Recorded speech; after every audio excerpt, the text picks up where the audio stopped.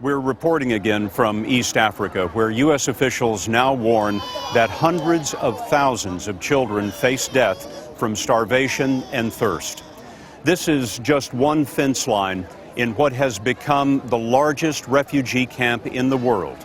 These people, most of them children, have survived an arduous journey that has lasted weeks and even months. They'd brought their families through the desert, carried the children, left those who died, and willed themselves through the pain of hunger. A quarter-inch of wire was all that stood between them and survival. How long have you been waiting outside this fence? She has been out of the fence for the last 4 days. They waited for admission into the overwhelmed Dadaab camp in Kenya.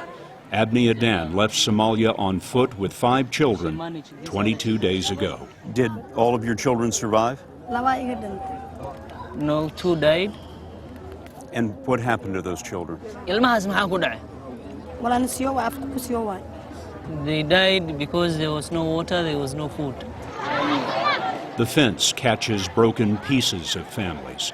Mahmoud is 15 and alone. His mother, still in Somalia, sent him to the camps because she couldn't feed him anymore.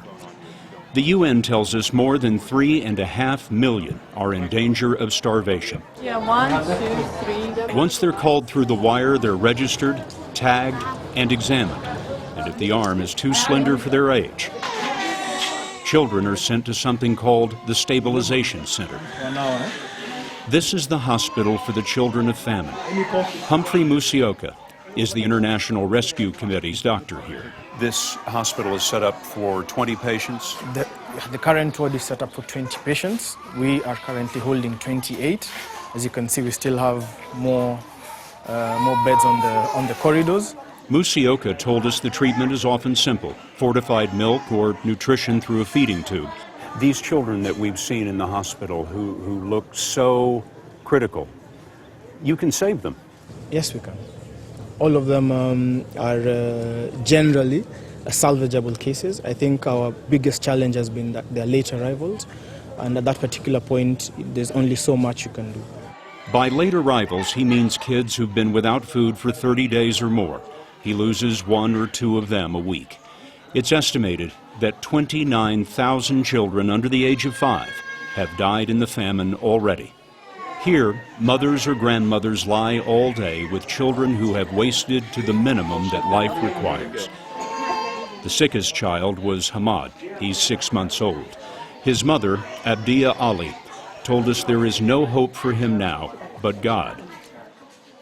Hawa Hassan fled the famine and walked 21 days in the desert with 11 children, 5 of her own and 6 others. She told us her girl is getting better. Her name is Faiza, which means victory. I wonder, after hearing the stories of what these people have been through, are you surprised? I think what I have seen here is the resilience of the human body and the capacity to take that kind of battering in terms of hunger and still be able to make it. I regard that as a miracle.